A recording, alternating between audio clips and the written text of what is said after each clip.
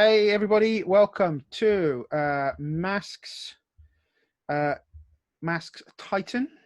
This is our ongoing actual play of Master New Generation, and in this issue we are picking up with our heroes after even the simplest dance-off seemed to go terribly wrong for them last time.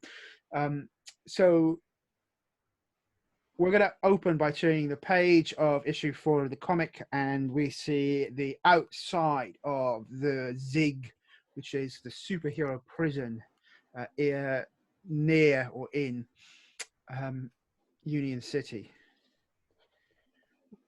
What does it look like from the outside, Glitch? Well, it's called the Zig.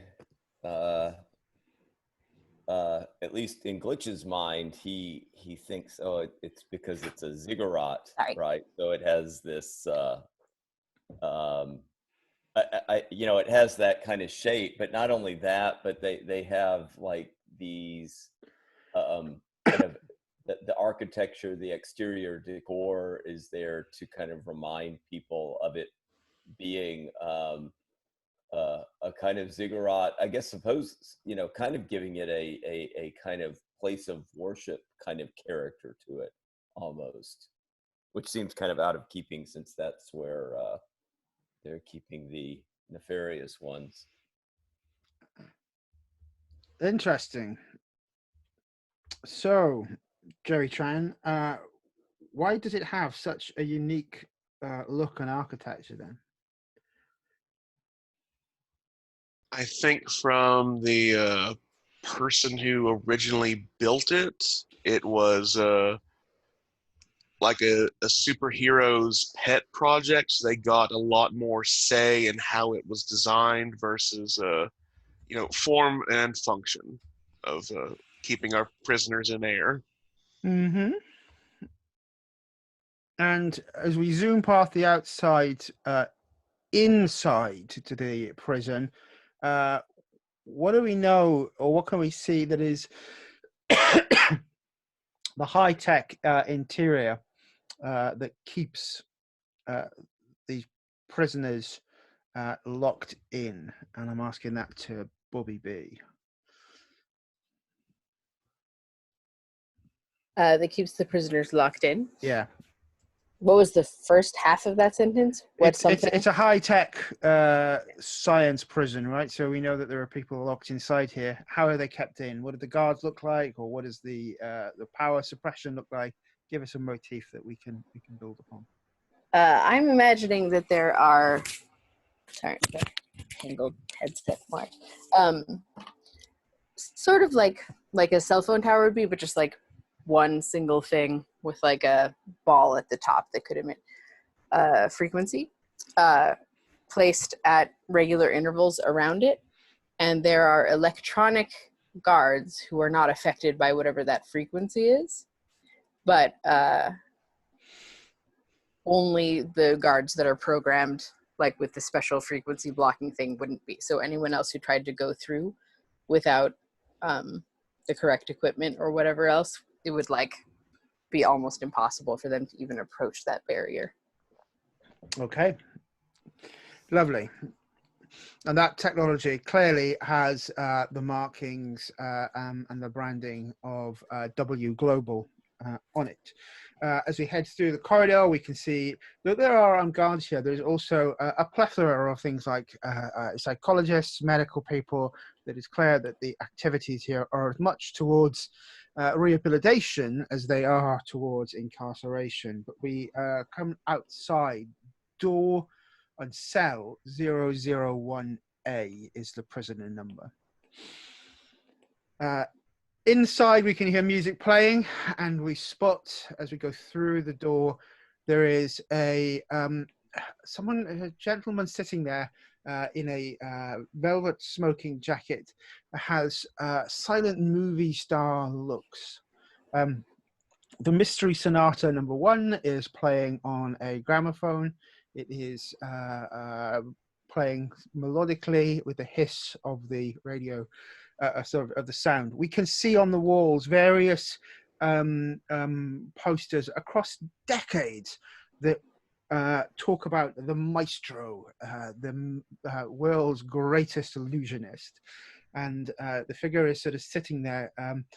They're finishing a charcoal drawing of Dr. W as we see them. And we can see outside guards walking towards the door.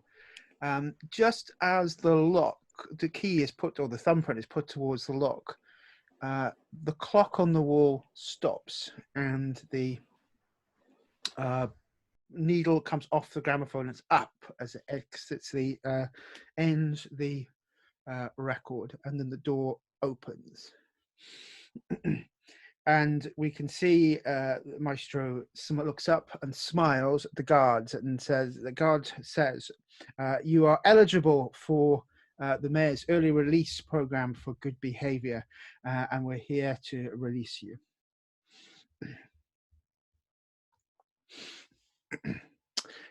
The page turns and we are at the emergency room of Union City Memorial Hospital. And in the Union City Memorial Hospital, we will see Jerry, Bobby, and Popinjay. This is a follow-on from the end of last time. Unfortunately, Popinjay's takedown. Who took down? No, it was who? I can't remember which of you tackled Tina. Tina T.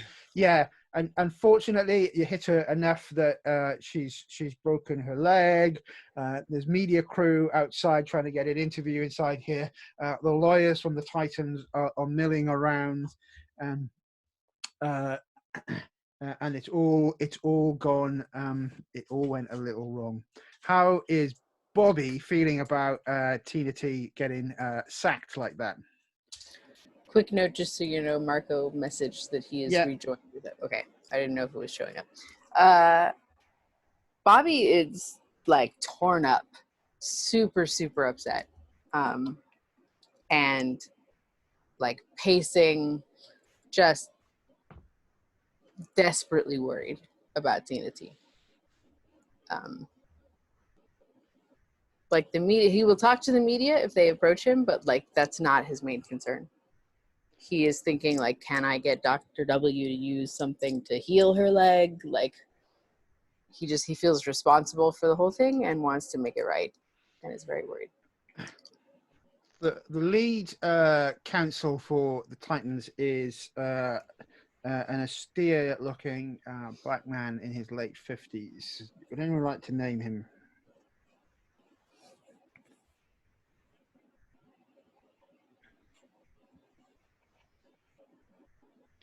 Okay, I'm going to call him. I was going to call him Terry Laws, but Laws would be let's do it anyway because that's comic book, right? It'll work. Terry Laws is the lawyer, right? But he is looking there and he says, "You will not speak to the media. We will resolve this situation. Accidents do happen. That is why the Titans keep us on council and extend that service to you in the Vanguard." He said, "Do you understand your responsibilities at this moment as team leader?" B cubed. No, actually, I don't. This is not a superhero thing. This is a terrible accident. Tell me what I need to do. I want to make this right and do the right thing by everybody, but we hurt someone. We gotta. There's nothing for you to worry about. We take care of it from here. All you need to do is make sure you keep away from the media, don't escalate the situation, and don't approach the person that you injured. That's essential. Do we understand each other? I gotta tell her I'm sorry. She has to know. We can't admit liability. This is for us to resolve. Please leave it to us. Will you tell her? I said, we'll make sure that she's looked after. We'll take care of it from here. This is not superhero business. this is tort law and civil action lawsuits, and we need you and your team to stay out of this. And they're telling you who you are. Yeah, I'm gonna reject it if I can, because like Tina T was my friend, you know, like she's been a rival for a long time, but we go way back, and she's really hurt. So Okay, so it's a flat roll. it's a 9. My PDF is shut. 2 moments. Does anyone have it to hand? My acrobat has just crashed. Basically. Yes. I So would like to. oh, I'd also like to spend a team to boost it to a 10, if I may. You certainly can. You got 7 in the team at the moment. Describe or show how you're doing that. Yeah, I think Jerry's just leaning against the wall. It's like, yeah, this is law business. This isn't how supervillains get made. No, you don't like cause a big accident and they go all crazy after that. Okay, so that certainly feels like you could be assist on that. So that turns it into a 10. Awesome. So so the options then I get 2, right, are clear a condition or mark potential by immediately acting to prove them wrong, shift 1 label up and 1 label down your choice, and cancel their influence and take +1 forward against them. So I'm going to definitely cancel their influence and take +1 forward against them. And then I would like to clear a condition or mark potential by immediately acting to prove them wrong. Mm-hmm. And I don't have any conditions, so I'll be able to mark potential if I do this. So in order to do that, I need to either be able to talk to Tina T or someone from the media, presumably.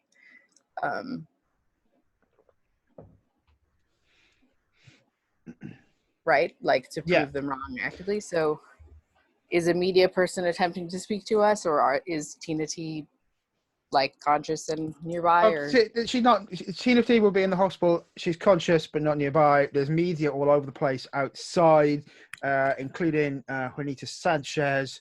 I'll turn to the nearest media person. They're not inside the hospital. You have to go outside and face the media crew. You're in sort of a room away from everyone else. You can make your choices, but they're not within. They're not within okay. I will go outside and face the media in direct opposition to this dude. I would try to face through a wall, but I feel like if this goes wrong right now, it's gonna undermine my ability to represent the team well. So I will moonwalk outside. That is a good idea. And I'm just gonna sort of turn. I assume the media is immediately going to turn towards me. They're outside. The minute you appear, there is like flashbulbs everywhere. There are microphones. There are drones. Who else from the team is with you at this point? Who would like to be with me at this point? I'm gonna assume if he wants to, that Jerry would have followed out as well. I don't moonwalk, but I am out there. Anybody else is welcome. I'm taking this initiative on my own, so I'm not like calling the team out there, but you're certainly always welcome with me. All right, so maybe it's just me and Jerry. So I'm gonna say, like, put hands up, like asking people to give me a minute, you know. I'm willing to speak if you'll all just give me the space to do so.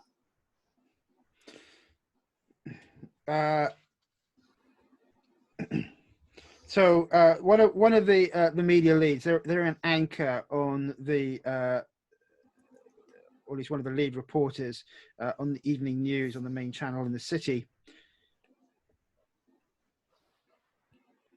They sort of stick their we're going to call them Gene. Gene sticks the microphone up towards you and said, excuse me, but shouldn't Popinjay be making this announcement as leader of the team? I'm actually not going to let you all frame the narrative here. I'm just going to say what I have to say and go back in, and then you can fight over whatever you want. What's happened today was a terrible accident, and there is no one on Vanguard who doesn't feel terrible about it, but no one feels worse than me, because Tina T was a respected colleague. Like, we may have been on different crews, but she was and is an excellent dancer, and the fact that she has been injured is a loss to the dancing scene all over the city, as well as a level of personal harm to her that I will never stop feeling sorry for.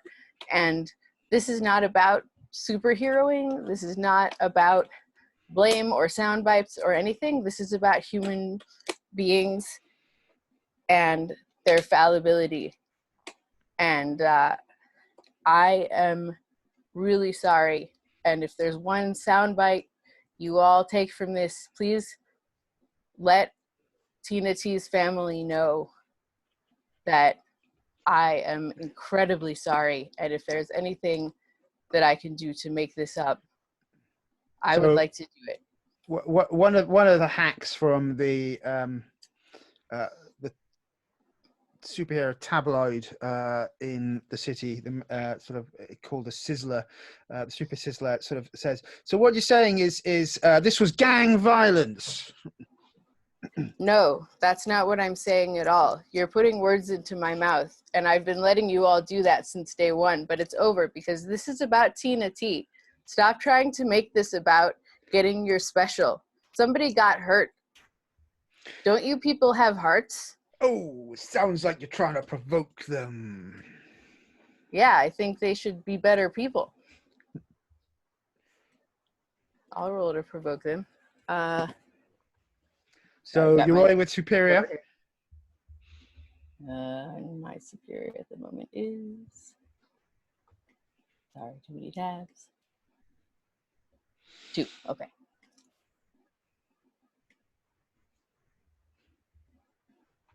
That's a 10.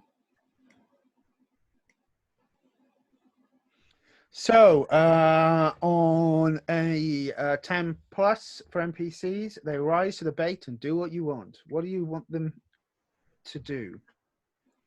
I want them to feel ashamed of themselves for trying to sensationalize a sad story about, like, a mishap amongst a bunch of teenagers that resulted in someone being in the hospital, and to, like, have some humanity.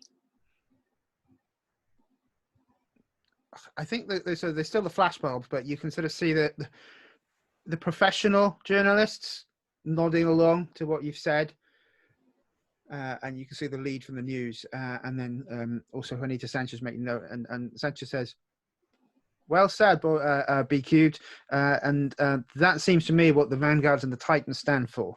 And then there's other nodding. The journalists and the sensationalists will probably print what they want to do, but you've changed the narrative on the fiction, or on the press even, and they are willing to listen to what you've said.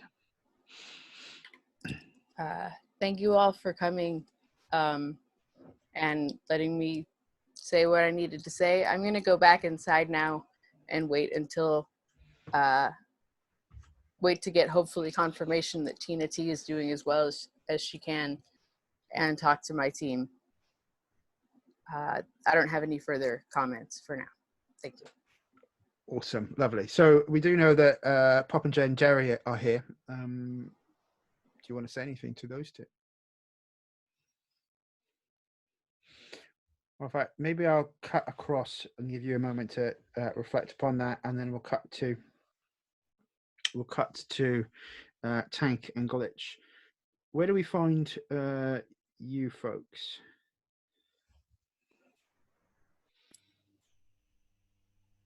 So I think, Robbie, correct me if I'm wrong. We kind of discussed last time having the two of them do a scene where they're setting up headquarters, are working in headquarters. That's my memory. I don't want to over. What was your idea? Yeah, no, I think that was what we were doing, because I think we established that we were totally oblivious to the mayhem that was created at the dance Hall dance contest. We were out of the league that fiasco. Okay, yes, you were painting it up and trying to make it more your own style. Yeah, I think I'd wanted Tank to be like actually painting the logo on at least like the ready room, the break room inside, like a big stylized version of our logo. Awesome. And I think maybe Glitch is kind of focusing on doing some rewiring to kind of put in some type of improvements on the sound system running through the HQ. So we'll have like 3D sound kind of coming everywhere when we want to have a big party or even just whatever kind of music we're in the mood for, right? We'll have this nice improved sound system in there. Cool. So that's that scene. Do you want to go into any investigation or things about what we discussed around the nanites, or are you trying to start on your track down of Hackjack, or is that just your scene painting scene at the moment? We're waiting for the team to come back together and see your handiwork. Yeah, I think for Tank's purposes, I'm not really trying to clear a condition because I don't think this does enough in that direction. But I think this is him like showing that he's going to prioritize the team and make this little make this effort to make things nicer instead of like running off and trying to fix the nanite issue. Well, he still feels guilty. It might well give Glitch the opportunity to roleplay through it, comfort and support if you'd like.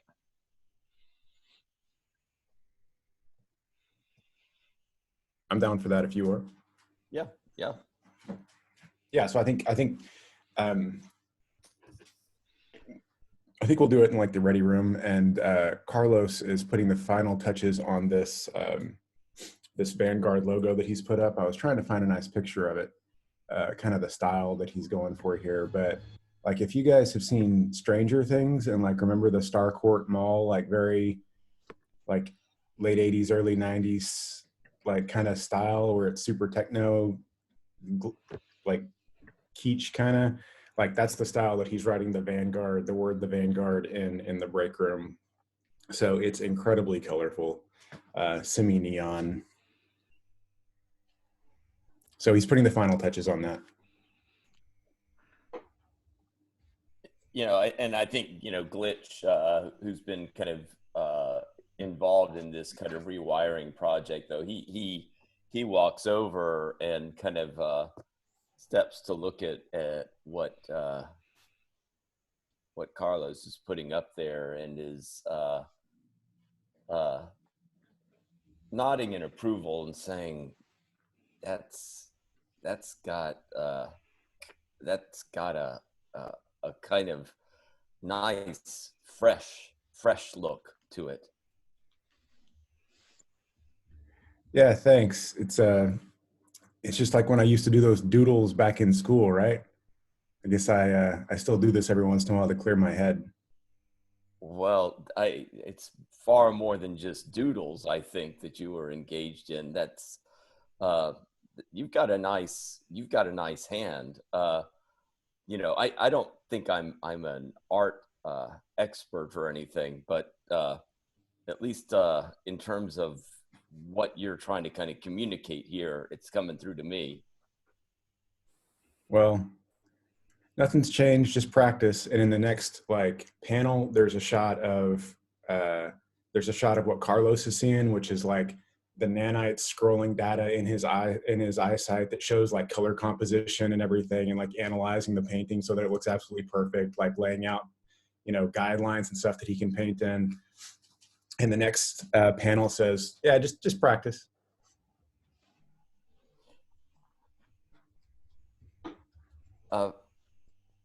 Where did you come by all this this talent that you're showing? I mean, you're like the tough guy of the team. Never knew that you had the that soft side to you. I wouldn't say the tough guy of the team. I mean, I think I'm more the scared guy of the team than anything else. The desperate guy, maybe. I don't think you're desperate at all. I know that when push comes to shove and we need the heavy lifter to come by, you're the one that provides that. And as I'm recalling from, this is just out of character, as I'm recalling, Glitch has also just received some word that something strange has been going down at Rethink Inc. with something kind of project involving the city infrastructure and kind of data systems that are operating there. So I think Glitch kind of has that weighing on his mind, saying, look, I've got a project we may want to start working on at some point, which is I got this information about some bad stuff that may be going down at Rethink Inc. And well, I got some information from a reporter about some type of new system that Rethink Inc. is putting in with the city, and I don't know. The reporter was kind of worried about it. Wanted me to see if I could find some stuff out. I played it cool. Didn't kind of reveal anything about. Didn't talk about the team or anything like that. But I got some file folders over on my desk that I'm going to be wanting to kind of go through. Yeah. So Tank, like Carlos is listening to him, and he puts the final touches, like the final flourish on the D in Vanguard, and kind of steps back and looks at his work and says, "Good job, man. I know sometimes you have a problem dealing with people like that. So sounds like you did great." And he like reaches out and fist bumps. So that certainly feels like there's a comfort and support going off there. And have you hit any of your team moves? I think I'm going to hit team moves just about every time I get comfort and support. That's not a bad thing.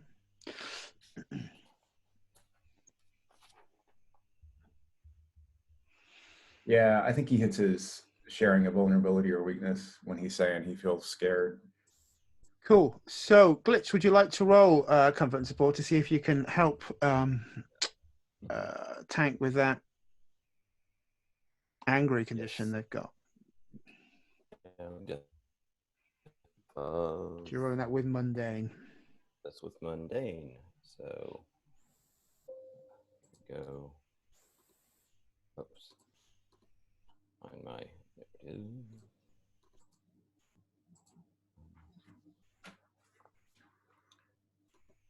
So I'm going to hit my team move and take potential and clear guilty. So I rolled an 11 and I have +1, so that's a 12. So the comfort and support goes off on a hit. Tank can choose to hear you. If they hear you, they can mark potential, clear condition, or shift labels if they open up to you. And we also get to add a team to the pool, or I can clear a condition myself. I don't think I have any condition now, so I guess we'll add one to the team. I'm obviously not hitting you hard enough. No one's got enough conditions. Okay, I've got. I'm going to mark potential for that.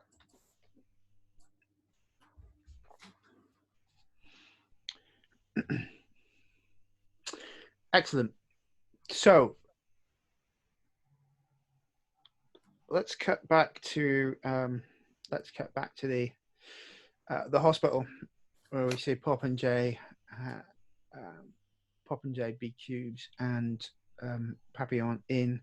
I think it's a typical hospital waiting room. So rows of ugly-looking chairs, vending machines, and we've got these three superheroes standing there, no one else. The frameless scene looking down at you. How does Papillion react to watching that live broadcast back? Well, you were out there, but how do you react to Bobby as you come back in?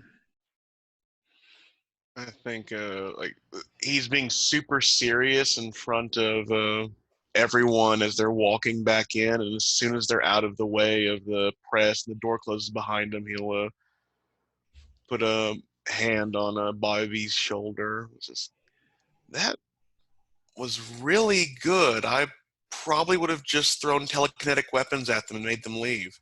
Your way was a lot better. Thanks, man. I mean, it was just real talk, you know?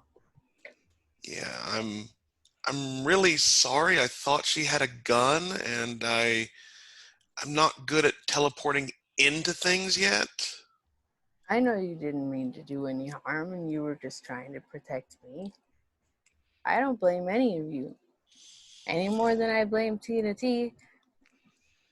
I mean, if anything, I blame myself, really. But, like, that's my first act as team leader didn't go off so well. But the important thing is just making things right. I don't think throwing blame around is... I think that's kind of odd for Jerry, who's used to being blamed for most everything at his place. It was just like, it just gives you like this quizzical, like confused puppy dog look when you say like blame shouldn't be thrown around. I'm just going to clap you on the shoulder. Say, you were trying to do what's right. That's what the Vanguard's really about. But it doesn't mean we're never going to get it wrong. Ooh. We're all going to make mistakes along the way. Yeah, do you have like a soda preference? I'm gonna go grab something. Oh, are you telling me who I am? Maybe I am, actually. I don't know in terms of labels what that is, but what I'm trying to convey is that you are both just as good-hearted and as fallible as the rest of us. Maybe mundane up, danger down? Yeah, that sounds about right. Do you want to do it, or shall I? Or do you accept it, or do I roll? I don't remember exactly. I will accept this, and I'll change the labels. Give Pop and Jay a chance to talk to you.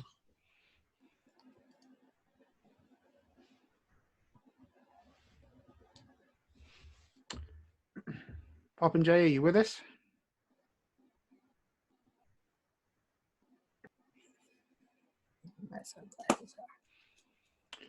Okay, I think Marco is having some issues on connection today. Looks like he's in. It looks like you should have. He's not muted, so I think he's having problems. So we'll give Pop and Jay a chance to have a scene with you at a later point.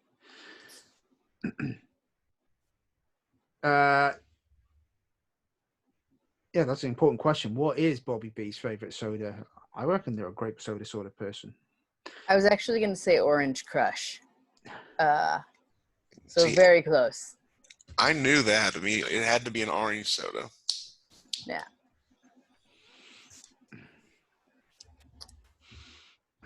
If there's like a dorkier one than Crush, let me know, but that's the only orange soda I know.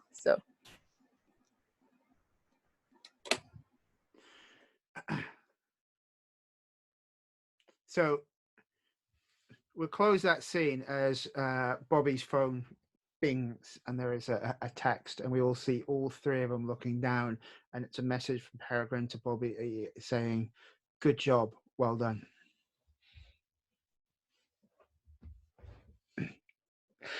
And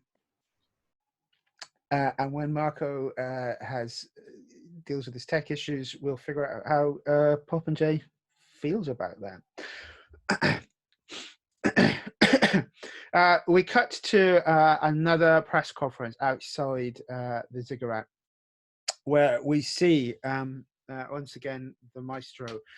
The Maestro is now dressed in a black suit and tie, wearing a turban. They are clearly of Indian descent. I put a picture into the character keeper and just thrown one into the chat. But they're sort of standing there, and the symbol of the mayor's office is on the stand, and we see the Maestro being interviewed by many of the same reporters we saw in the previous scene. Maybe the animators got lazy and just reused some of the panels, right? But we do see them there holding that up. And standing next to them is the head of the early release project in the city, who we established last time was Diego, who is Diego's name? Yeah, Diego Tran, who's Jerry's brother. So they start asking questions of the Maestro, and you can see sort of footage being played back of various battles the Maestro's had with the Titans, but specifically Dr. W. And you sort of said, Maestro, it looks like would have been put down. It should have been in prison for another 10 years for their last escapade, where they stole Union City. But it's how are you going to go back to your life of crime? He says, no. The treatment inside the Zigarat has been first class, and it is because of that I can reveal that I am giving up my life of crime and returning to my career as a professional magician and illusionist. I will be opening a new show very shortly, and I would like to extend my apologies to the people of this city, and especially the Titans and Dr. W. This is like all over social media. This is equivalent of like Dr. Doom being let out early, right? So Jerry, your phone is going ping from people in your family and your friends going like, "Oh, did you see Diego on TV? He looks so handsome in a suit." Oh, I had no idea he was on the early release program block, did I? No, that was off panel last time we were Yeah. doing it. So this has just come out because you and Diego aren't speaking right much at the moment, are you? No, and I think he like texts back to his parents. He looked fine, thanks. And to everyone else, he's going to. I think there's got to be like some kind of basic Vanguard GIF or a emoji kind of thing, or not like emoji, but like a picture. And like to everyone else who's just bragging about Diego, he'll like respond, like thank you, but then like sign it with like Jerry of the Vanguard.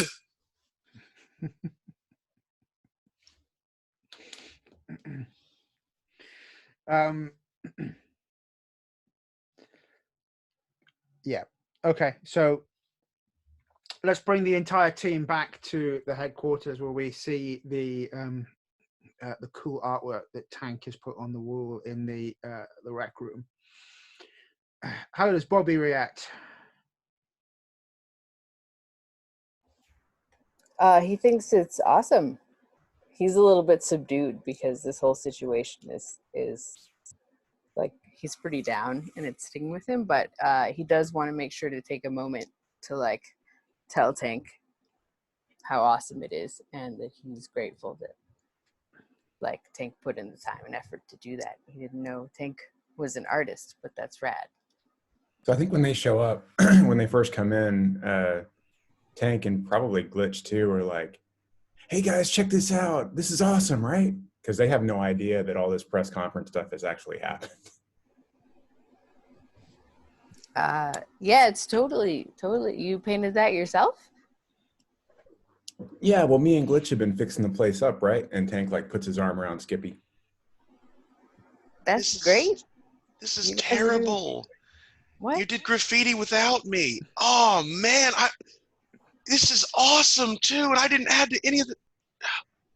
No, the art's great, but man, the opportunity. I didn't even talk to the press. Yeah, Press. and Yeah, I think Skippy would also say, "Oh, and I've been busy kind of rewiring the sound. Take a load of this." And while you're impressed with that, I kind of turn on the new sound system. I think that Glitch's taste probably is kind of tends towards the electro industrial sound, which probably is not what appeals to the other members. But you know, Glitch kind of starts off with that kind of pulsing through HQ. Oh no, you did not know Jerry then, because Jerry is now head bobbing and like I think he's not dancing how Bobby B taught him to. It's more like the electro clash, just like body thumping. Right.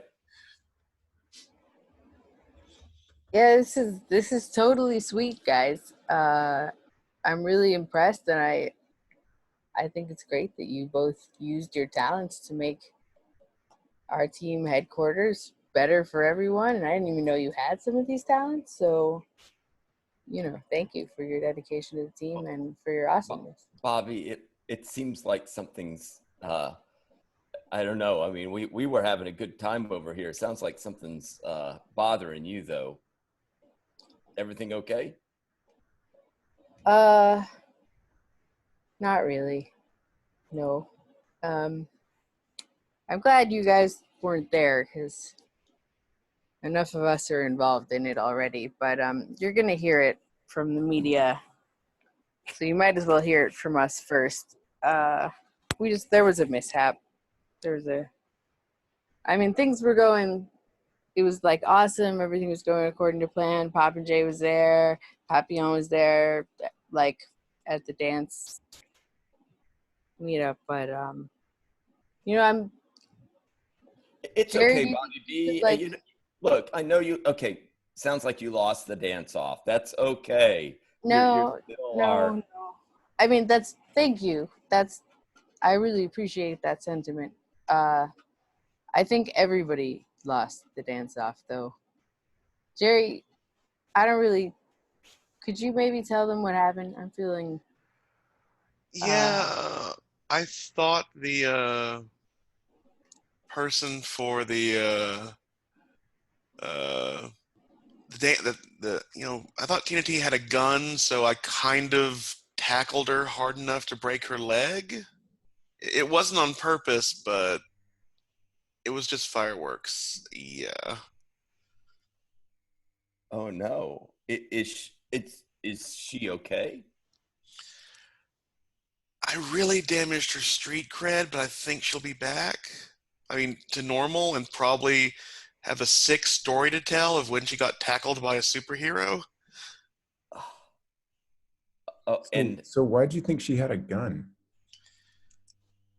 And he looks at Pop and Jay and looks like, I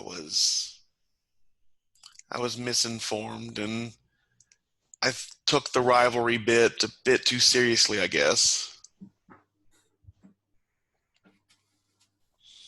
I mean, and I think Glitch at this point is probably turning on the big screen TV to kind of see what kind of the news reports are that are kind of flashing through, and probably then quickly the story, and is I mean, you kind of see his jaw open, you know, uh, and turns back and says, "That is uh, uh, well, it sounds like a crazy dance off, but boy, the press is uh,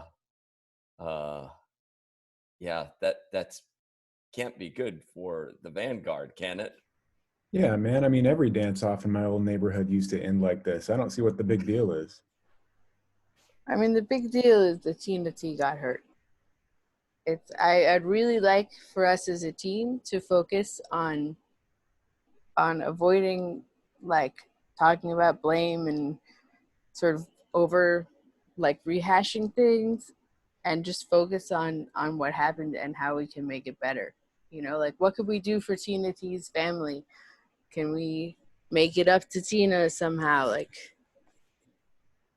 I think the Vanguard should stand for protecting people and not doing harm, and take responsibility when we do harm, but not in like a, who said what, this, that, and the other thing. Like, we're going to make mistakes and then we're going to stand up and do what's right.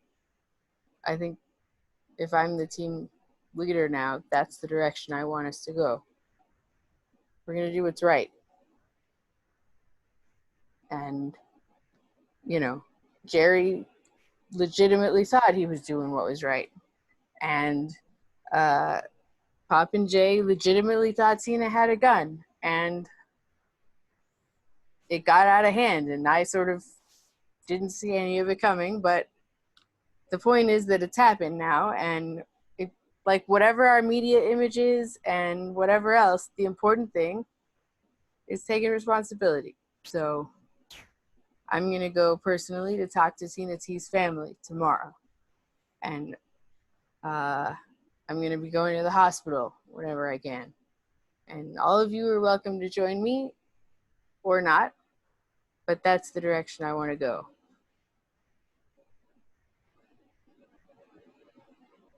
Do you think she'd want to see me?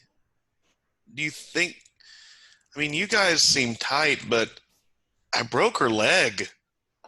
Well, I mean, maybe I would go first and explain to her what happened and ask. We should ask, right? Like, what people prefer.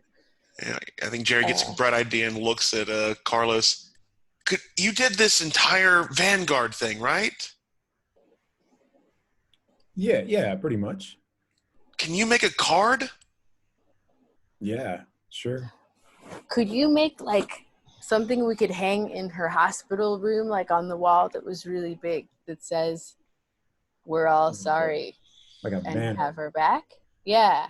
Yeah, I could do that. Yeah, and I could add, like, it could be like one of those cards with like electric stuff going on in it. Like, so when it's like up there, it's like has some kind of flashing neon light type action going on. And Jerry, maybe you could make like little butterflies to flutter around it along the wall. I have to Like, just kind of be around to keep them around. Otherwise, they come with me. Could you be like in the hall outside her room though? Yeah, that sounds and I cool. could just like signal you when she wakes up, and when I talk to her a little bit, and then you could just like throw in some butterflies. Yeah, I'll try. I believe in you. You're great with the butterflies. Smile a little bit, not used to feeling this less bad after an accident. I mean, this is us being a team in a new way, right? Like, we're not taking on a bad guy, but we're still doing the right thing. This is good practice for working together and using all of our skills. I am not going to use any dancing skills. That seems like a bad call. I'm just going to say I'm sorry. But the rest of you have all these awesome skills. Let's show her we mean it. Vanguard style. The video replay of Bobby's speech comes to an end, and then they shut to the next superhero video, which is the release of the Maestro. And so this final question what we see coming from Juanita Sanchez, and she says, and what's your plan now? What's your plan now, Mr. Rosencrantz? And he says, and smiles and says, I plan to conduct the biggest illusion the world has ever seen. And it looks straight down the camera as if it was looking at you. And anything in the room that is small enough to cover or would have flowers pop from it, suddenly powers pop out of everything in the room and all the way across the building. And anything that is big enough to have had a rabbit sitting inside it suddenly has white rabbits leaping out everywhere, followed by doves popping out of cupboards and doors right around the room. Oh, what's the pet policy here? That was dope, but I do not feel good about this. Jerry will Bad guys bend. who do really good things are always planning really bad things. Yeah, I have noticed. Jerry will bend down and pick up a rabbit. It's like, I don't know, this feels kind of good, really soft. Yeah, that's what I'm saying. Bad guys who are gonna like blow up the planet are always like, look, I'm reformed now. And that's how they get people to trust them enough that they can blow up the planet, I think. I don't know. My family used to keep rabbits. These things are little assholes. Also, if you feed them raspberries, they look like they're like vampire zombies. But Yeah. anyway, I think we should maybe get in touch with the Titans for this. I mean, I still want to do everything we're talking about with TNT, but like, I think this is bad. Not the bunnies. The bunnies are nice. I mean, like, really nice. Like, while he's been saying all of this, Bobby B has gathered like a bunch of bunnies and he is snuggling them because he really likes soft things and fuzzy creatures. But I still think we should, like, the responsible thing is to talk to the Titans. And I think Glitch goes to Jerry and says, boy, your brother Diego really is working his way up in the world since that time that I helped out with his loan issue that we kind of helped set up in his school days. I hope your brother knows what he's doing. He's been put in a pretty unusual position for somebody so young.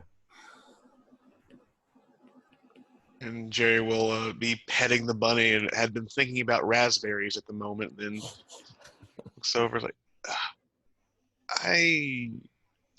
do you think he's in danger? Do you think they're setting him up to take the fall if this guy does go back to recurring villainism? Honestly, I think if this guy goes back to villainism,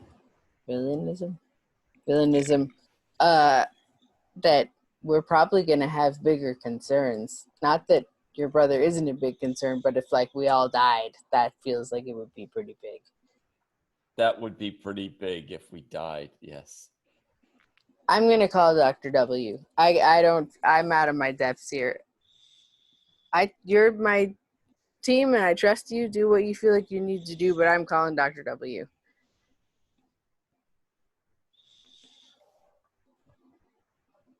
And Jerry will start herding the bunnies towards the garden section of the house.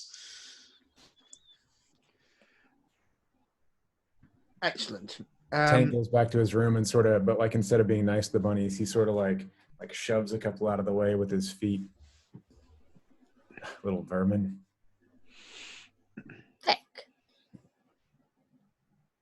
It's not their fault.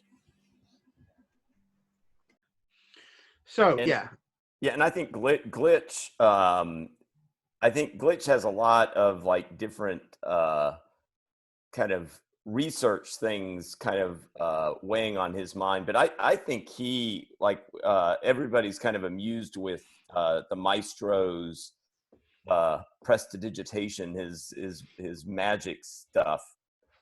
I think Glitch is immediately going to go and start doing some digging into the Maestro to find out what in the world. I mean, this seems almost like supernatural what he pulled off to try to get some kind of information on exactly what kind of a power or ability that the Maestro is tapping into here.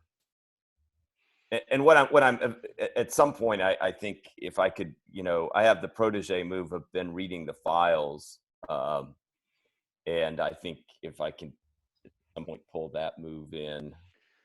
well, as I was going to say, checking if you did have that move, and as you do, you can do that. It's the first time you have encountered an important super-powered phenomenon. I think flowers appearing out of everything and a room full of rabbits counts as an important superhero phenomenon. So you roll with superior. Okay, and my superior right now is a 2. So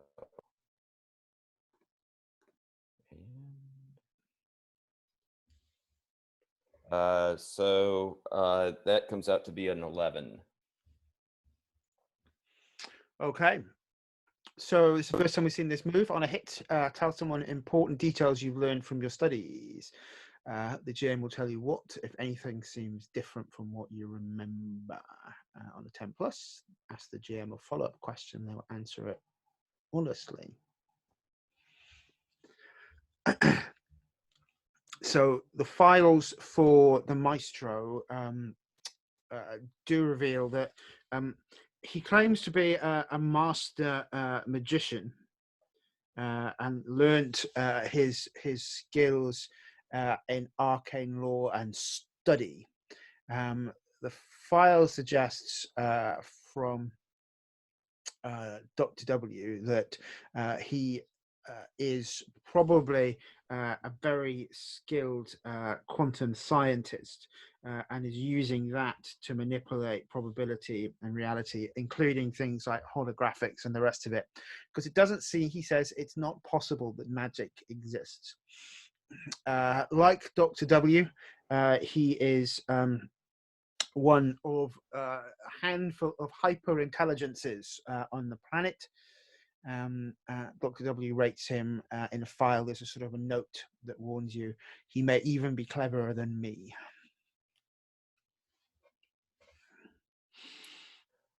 Okay, and then, so should I go with the follow-up? Yeah.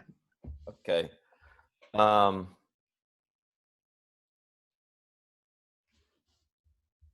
I think I try to do some digging into what's going through Glitch's mind is, okay, and this is now this early release program that is occurring. I think Glitch is trying to do some digging into, I'm trying to figure out if the Maestro had, some connection to what brought about this kind of early release program. I mean, Sure. are there any kind of communications or anything that would kind of show some type of trail that he had something to do with what's going on with this program? Whilst in prison, it's not a direct link, but whilst in prison, what you do check by checking their files is that the Maestro secret identity, or not secret identity, Abraham Rosencrantz studied for within 18 months a PhD in quantum mechanics, a degree in law, and then a postgraduate degree in government policy.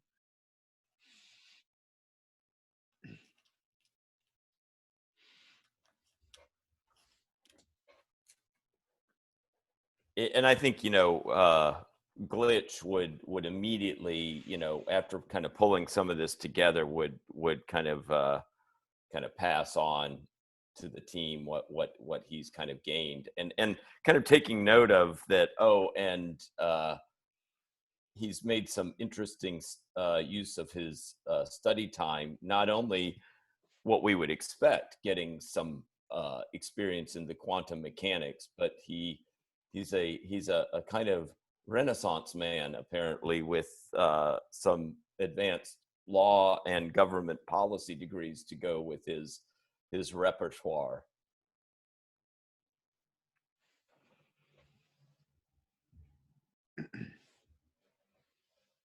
So you're saying he scienced bunnies into our house? I think he scienced bunnies into our house, and he perhaps legalized himself out of the Zig. I don't know which one of those is more impressive.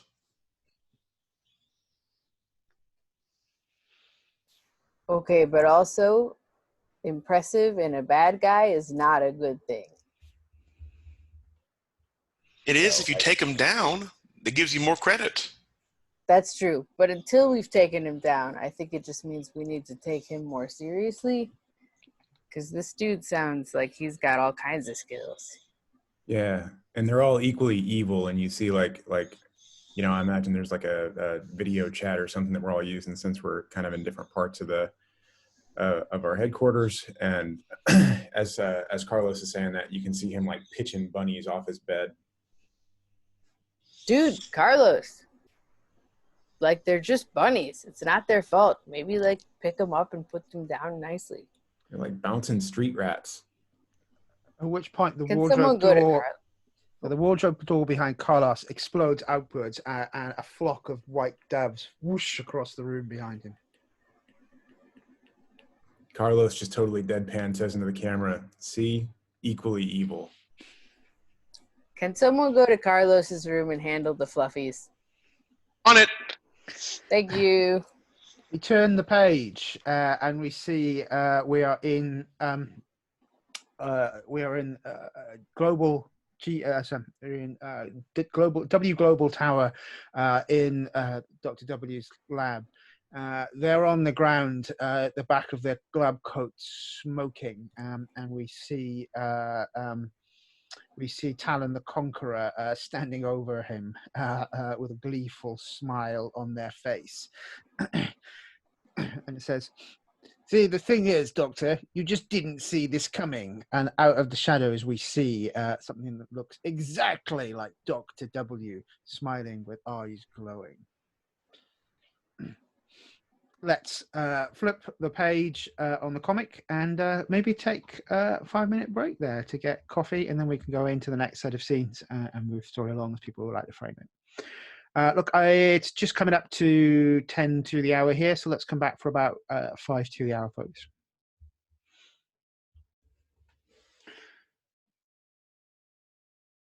So,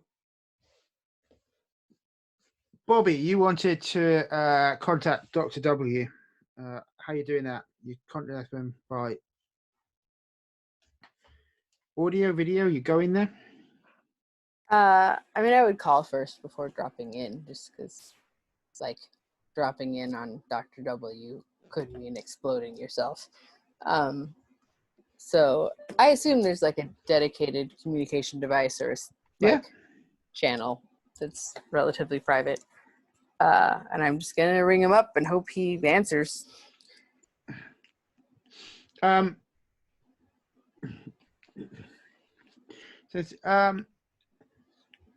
Said, Bobby, how are you doing?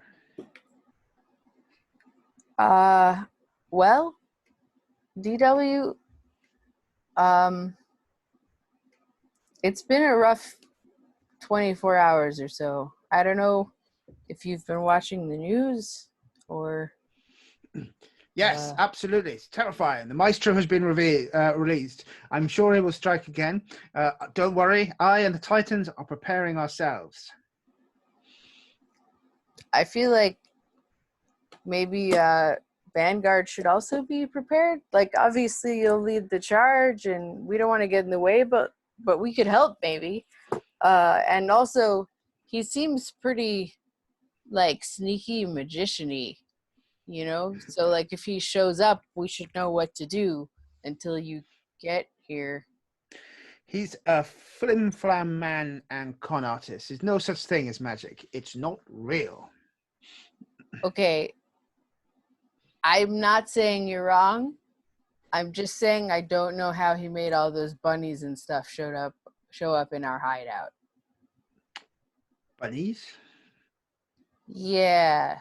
He like said something about some great trick or something, and then flowers and bunnies and doves showed up all over our hideout, which the name of which I'm forgetting. Sorry, everybody.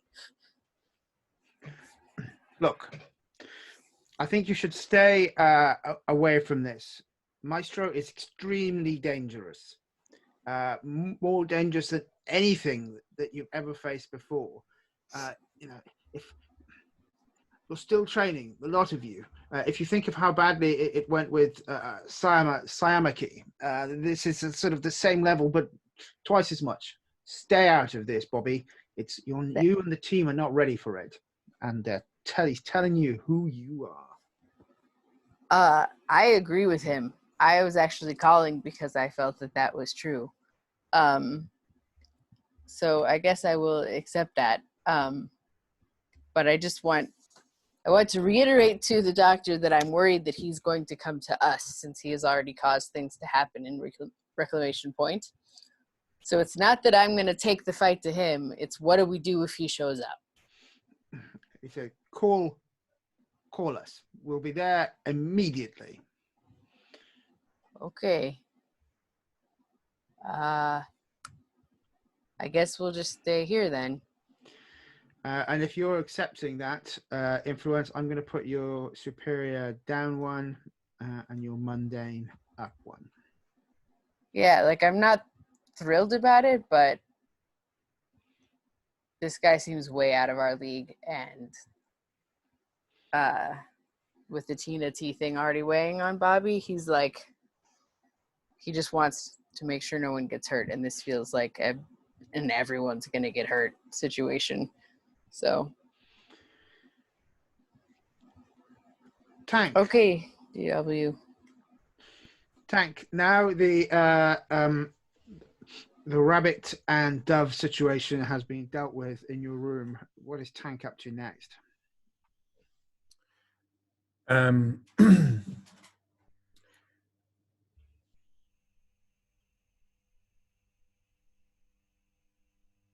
Yeah, I don't really think there's I think he's more focused on the team now than like chasing down the lead for his gauntlet, to be honest. Okay.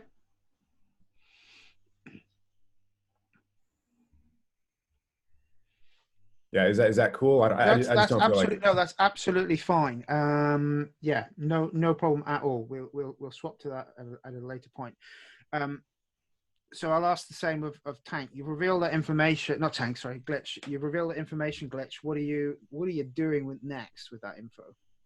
Well, I had the question for like with that conversation between Bobby B and Dr. W. Was that would others have been in a position to hear Bobby B talking? That's for Bobby to answer, I think. I just wrote in the chat, but my intention would be to call everyone to a team meeting, like in the main lounge area or wherever it would be, like the central meeting space, to talk about this conversation that just happened and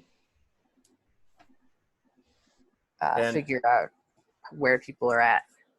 Yeah, so I mean, at that meeting, I mean, Glitch would turn to Bobby B and say, Bobby B, look, you've got to put the past in the past. You can't let it bog you down. I don't think with the Maestro running around, we should just be twiddling our thumbs and petting rabbits all day. I mean, I'm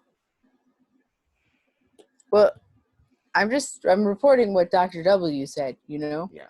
I'm not, this isn't just my call. Like, the Sentinels are saying we should stay put, and they want to be the ones to handle it. And this guy seems like pretty legit. Well, I mean, how would we even find him? Do we know where to go? And do we know what would hurt him? Like, what do we know? Well, I know stuff that this is not magic. He's advanced with quantum mechanics, and that's some crazy stuff. But it's not supernatural. This is a powerful guy, but he is still dealing with physics. Okay. Now, granted, it's quantum physics, but it's still science. And I think we gotta get ourselves in action. We're not going to just kind of wait around here and, wait for things. I mean, he already is targeting us to some extent, right? Look around. I tried to tell Dr. W that I was afraid he was going to show up here. like and he doesn't seem to, I don't know why that didn't seem to make a difference. I don't, maybe rabbits appeared everywhere that broadcast was on. We don't really know. We don't know what's happening in the outside world, but if you have information on this guy, maybe the best thing we can do as a team is to sit here and like go over what that information is, and while our plan should be to call the Titans, like they said, to have a backup plan of defense at least based on whatever we know, and to make like I have an idea. And Glitch turns to Jerry and he says, look, Diego, he is a key part of this release program. Diego must have access to kind of information where he's tracking these people who are getting released. I'm gonna interrupt you really quickly, just because I think Carlos is gonna jump up all of a sudden and like slap his hand over Glitch's mouth and be like, "Wait, did you guys just hear something? There could be more rabbits in here," and that's got me thinking. And then he like stands up and starts like pacing, and he's like, "If he can put rabbits in here, what else can he put in here? Maybe he's listening to us right now. Has anyone checked this area to see if it's bugged? He could be listening to all this planning that we're doing and being one step ahead of us." And as Carlos is saying this, like his armor pops up two little like antenna out of the back of his shoulders, and they start like spinning around. Maybe this place isn't secure.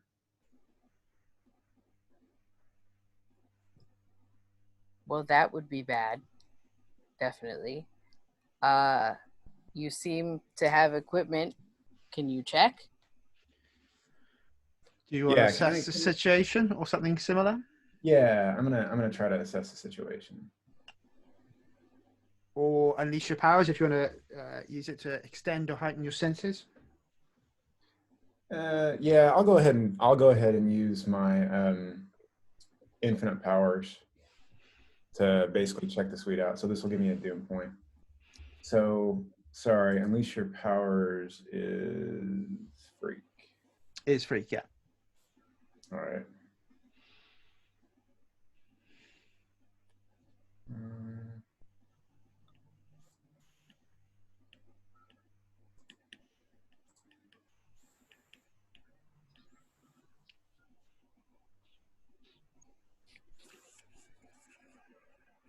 So that's an 11.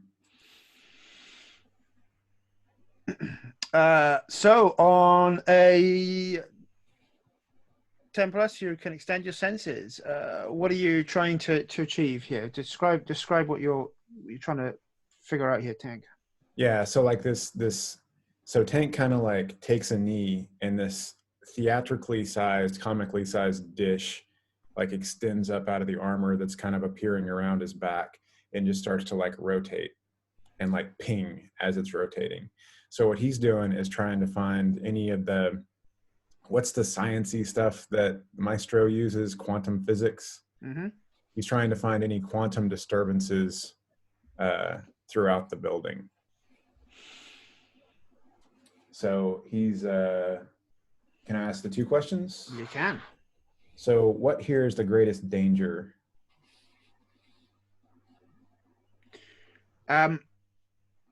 Yes, something here is piggybacking off the back of the comms network that the Titans use. It's subtle. It's you would have missed it if you hadn't thought about it for that moment. But there is an underlying signal which is just a small little heartbeat that's there. Something is on the Titan network. Okay, and he's gonna like motion over, like, Glitch, come check this out. And he's gonna like extend out his hand and broadcast like all this scientific mumbo jumbo on kind of a hologram in front of him so that Glitch can see what he's seeing. And I think Glitch sees it, and right, Glitch has done some of that research into the quantum physics that he's using, and Glitch says it's all coming together now. At least how he's pulling this off, right? that there clearly is, well, one of the things that disturbs me is that Maestro clearly has a bead on us. I don't know why, but this kind of is clear evidence that he's got us in the crosshairs. Okay, so my other question is going to be, and I figure this is collaborative with Glitch, but what can I use? What here can I use to get rid of that piggyback?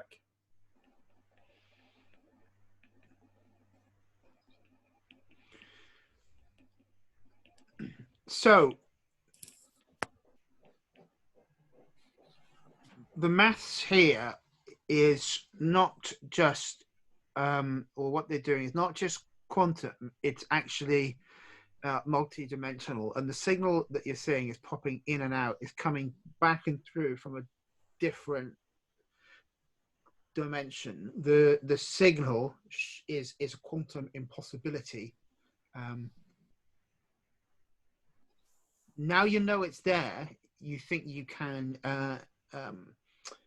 deal with the frequency and put in a lockout, or at least, yeah, you can block it out, so take them away. But this is crazy weird science, beyond even almost beyond the capability of the suit to deal with and understand.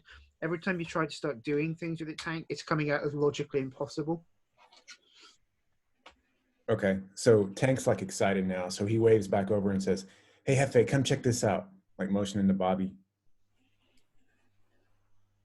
Bobby will dutifully go over there. I don't know that he's going to understand anything about this, but if you can explain it to him in layman's terms, he will attempt very hard to figure out what to do and to, like, Yeah, so grasp Tank doesn't everything. understand the science to this either. He just understands what his suit's telling him. So he's like, "Dude's been spying on us the whole time. I told you those rabbits were evil. I told you." Okay, he's spying on us with the rabbits specifically, or like you just have an issue with rabbits? Because I Pretty feel much. like No, maybe it's you have an complicated. issue with rabbits. There's probably some of both, but like I'm Glitch like get it. looking at Glitch for like some confirmation of what the situation is here with the rabbits. It seems like it's probably not just the rabbits. Well, I don't fully understand how exactly all this gets pulled off. It does involve quantum physics, but it's also then being focused on us through the communication system. I mean, it's very complex, very sophisticated what he's up to. I think one thing we need to kind of take note of, though, is right. All of this, it wasn't just a diffuse effect spread out. Part of this was coming a kind of special message just for us. Okay. And just going with what I feel like I'm understanding here, barely. The flowers and the doves, are they just distractions, or are they possible quantum physics devices also? Well, I mean, it's all part of the powers that the Maestro is manifesting. Well, right, obvious. I just mean, like, if we get rid of the rabbits in a humane fashion, or like looking pointedly at Tank here on this one, are we now not being monitored, or like, do we have to get rid of everything in order to not be being spied upon? No, boss, it's two separate things. So if you want to intimidate someone on the streets, you make a big show of it. And that's what this guy's doing. Yeah, he's spying on us, but he wanted us to know that he can get in to our stronghold. That's why he popped all this stuff up. Yeah, I was worried about that. So I just also think we should, like, first thing first, get it so he's not listening to all of this, because I'm assuming he's listening to literally all of this as we're saying it still. So I think the first thing is get rid of anything he can use to listen, and then we can talk about the fact that he's clearly targeting us and the Titans aren't taking it seriously, and we'll figure out a plan. But can someone, like, what can we do to deactivate the rabbits or something? All right, Glitch, let's knock this thing out. Yeah. Well, it's the communication network that he's operating through. So I think, Glitch, nods at Tank and says, "We're on it." And I think, we, go through, the kind of networking system that's kind of set up and figuring out how to kind of at least shut down the, shut down that point of entry that he's using to kind of get into our headquarters. So I'm going to ask you to roll Unleash Your Powers, Glitch, and you can take that +1 forward because that would have come from the answers that Tank find you. Okay.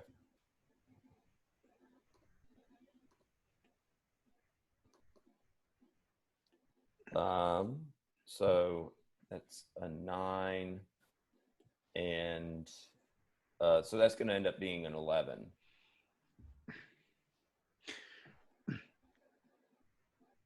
Excellent. You are you're positive that what you can do, and the reason the system is weak to it is it doesn't. It's hardened across all possible quantum manipulations. This isn't quantum. It's multidimensional. It's outside the confines of the system. By just hardening the encryption, it will give your network safety, but it will probably take you off the Titans network unless you harm theirs as well. I think with that knowledge, Glitch is going to go through with that, and I don't think Glitch right now is going to tell Bobby B. I think probably since Tank is with me, he's going to kind of realize probably what this would mean.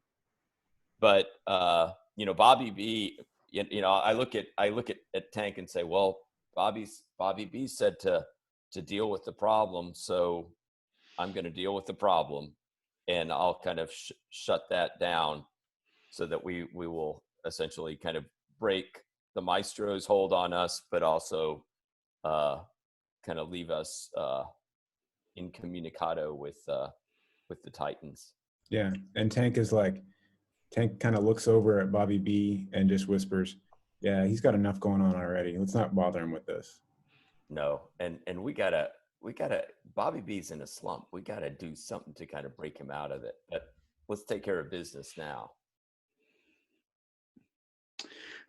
So the panel shifts as the comms go dead, and we see the Maestro looking through a crystal ball down on a table, and your signal goes off, smiles and says, smarter than the average sidekicks, aren't they?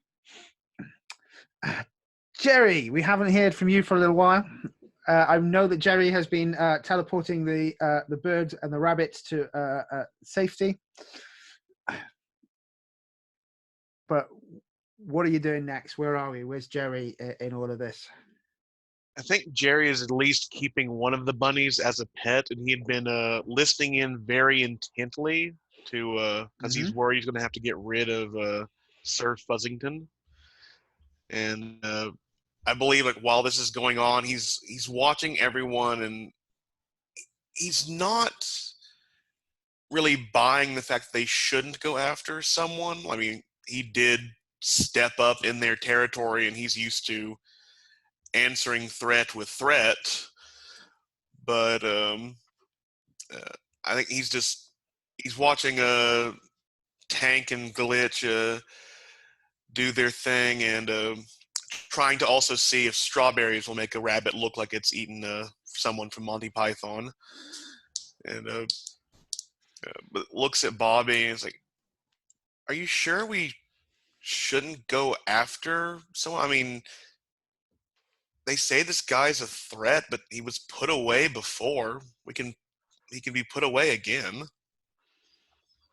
I'm not sure. I just think we shouldn't like go off after a very dangerous person with no plan, no understanding of where he is, and like directly in contradiction with the only other people who could probably stop him.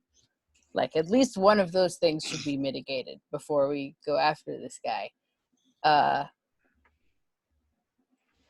Well, I'd say at least a plan because we've done things without the Titan's permission before, so. That is true. But like I said, we don't know where he is or how to fight him. So what I would like is if we can get the team to have a meeting and actually focus on this, like figure out what his deal is. Can we, you know, like, do any of you know how did he get taken down the first time? So my move I think doesn't apply yet. I have be mindful of your surroundings, but we're not entering into a fight yet, so I don't think my move will work. But I do think we need to take some time to figure out what the issue is, and that's what Bobby's trying to do, is to get the whole team to, like, if they agree on nothing else, to at least put all of our information together and come up with some kind of strategy, even if it's for defense. Something other than just like running out. Like we just hurt somebody. Well, We got to do better than that. I'm assuming this entanglement quantum string theory stuff is something tied to teleportation. I could see if there's some kind of signal I could trace back to where he sent these things from. That seems like a great start. I bet Glitch and Tank could probably help you out with that. Well, and also he's being monitored, and this is all kind of involving some type of network. And I think we may be able to try to tap into that monitoring network to see, where at least on the government side of things, on the jurisprudence side of things that has released him, like where they are tracing him. Wait a second. You gave me a good idea. He is basically just on probation, and he threatened us with this act. That could break it. He might have sent himself back to prison. I mean, my guess is that he didn't get out of prison through like the justice system acting appropriately, so I'm not sure we can trust it to put it back, but it's worth trying. I don't know. I contacted Dr. W and he wants us to just lay low, but have any of the rest of you contacted your Titans? I don't think they always agree with each other. I try not to contact my Titan, says Carlos as he sort of eyes Lord, was it Sir Fuzzington? Yes. Sir Fuzzington suspiciously. I think I would be asking Pop and Jay to contact Peregrine, but given Marco's internet difficulties, I'm going to say... Yeah, I mean, Jerry could contact Emperor Norton. He just doesn't want to hear a speech on, like, proper behavior. He's not talked to him since the tackling of Tina T, and he doesn't want to hear that earful yet. But he will if necessary. I just think neither sitting around and waiting for him to show up, nor, what did DW say? Going off half-cocked, something like that, is what's going to do. This is a stressful first 24 hours as team leader, so I'm going to need you all to, like, cut me some slack here while I figure this out, but we need to use our brains, and that's mostly you guys. I'm not the brains here. So what's the plan? I don't think next time he shows up, it's going to be flowers and bunnies. What's the plan? Well, I think I might be able to get somewhere through my mentor Servo. I think with Servo, you know, she may be able to help me figure out at least where the government is tracking the Maestro to, and we might be able to get a location from that. Awesome. Okay. So why don't you call right now? Let's hear what Servo has to say. Yeah, so I mean, I think I would try to put in a call to Servo, kind of.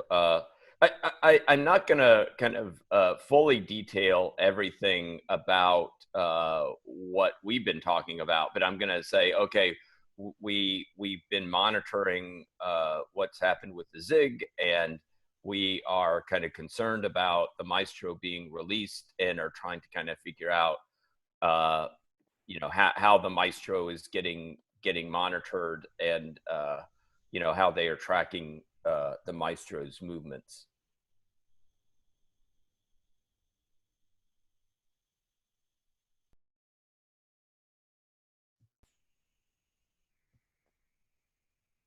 So you're muted, David.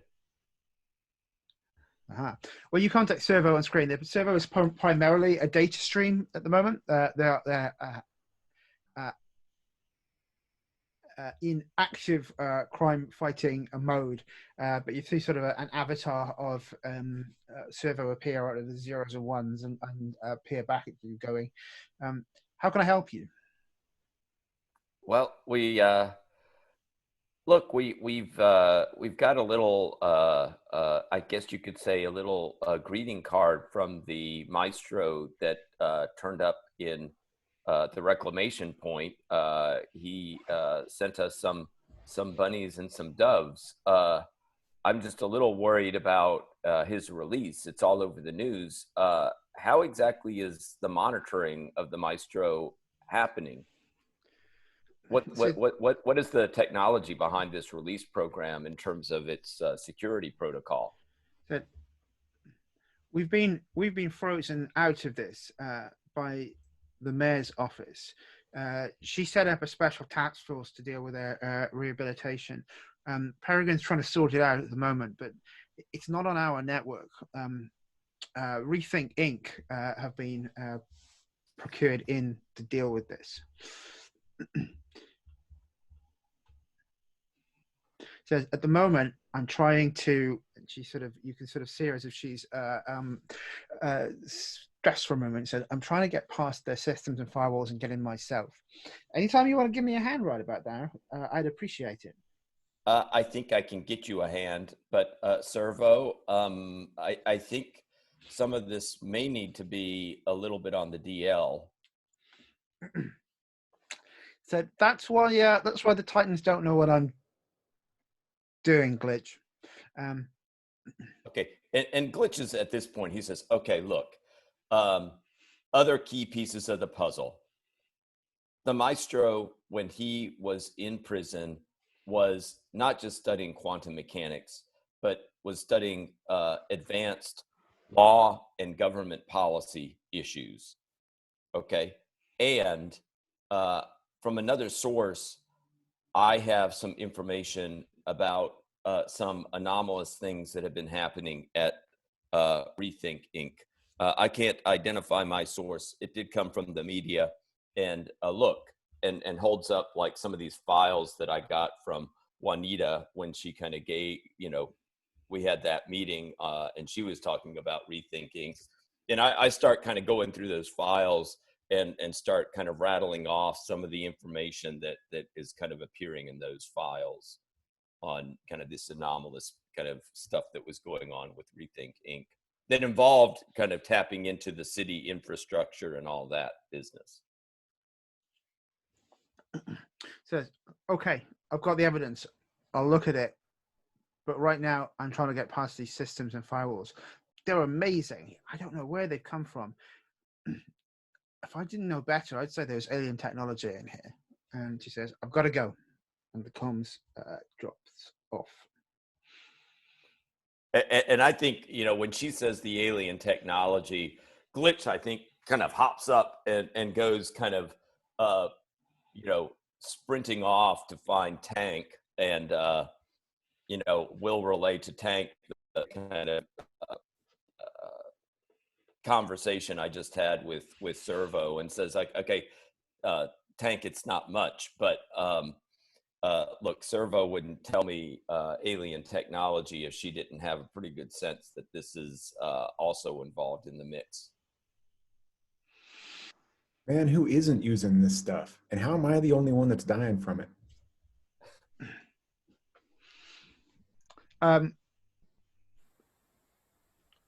Awesome.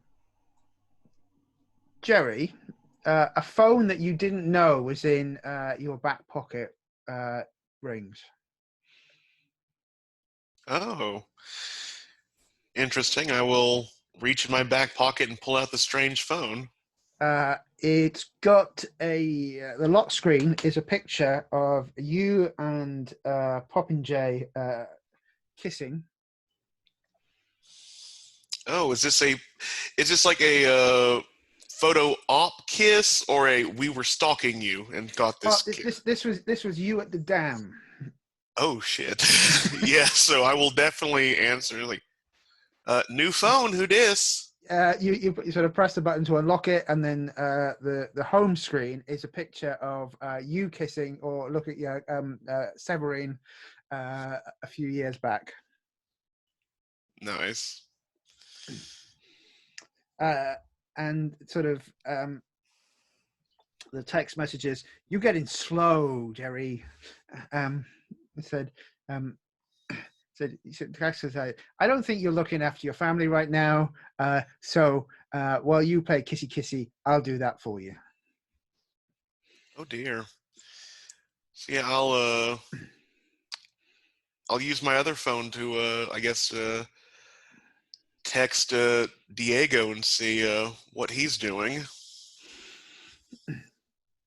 We get a response. In fact, when was the last time you texted Diego? I probably have not texted him in a while. The last time we met was at a dinner with my parents. Yeah, I think we established that last time. So what does the message to Diego say? Hey bro, been a while. Nice new job. Can we talk about it?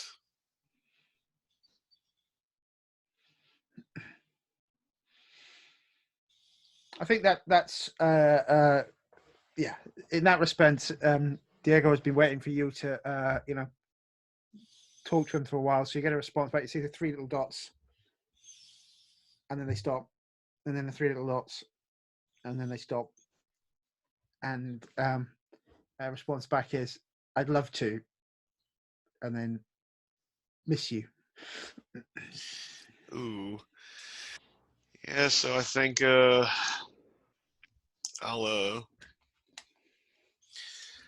I am a bit worried about him, so I may just teleport. Where are you? And once he sends the location, I'll teleport there. He's in City Hall. Oh, this is going to be fun. So, should I unleash my powers to make You're sure I going to don't? need to unleash your powers, I'm afraid, because City Hall is defended. But as you've not teleported in there before, you may not realize that. Yeah, well, luckily I have that +1 forward from spending team for the beginning of the session, so this is just a flat roll. Aha, that is a 9. I think I will mark afraid to make this go off well. Lovely. Okay. Bang. And you're in his office. It's a nice office. There is you can see like the media campaigns for incarcerate, rehabilitate, release. You can see various files for different supervillains that we are not likely to see in this story, but they are a who's who of the want list of people that the Titans have locked up over the years. And he sees you arrive and looks at you and the butterfly effect, and he comes right across the room and wraps his arms around you. He goes, "Man, I hate it when we fight." Well, I'm sorry you got punched in a way, but Yeah, it's not cool. And I think Jerry will grin. It's like, have you been hearing from my, Severine at all? She's not locked down. She's not on the list. So so then he sort of like it processes in his head, and he goes, "Wait, should I be? That woman is crazy, Jerry." She's not crazy. She's evil. There's a difference. Why would your ex be after me? I think she's mad that I've moved on. You moved on?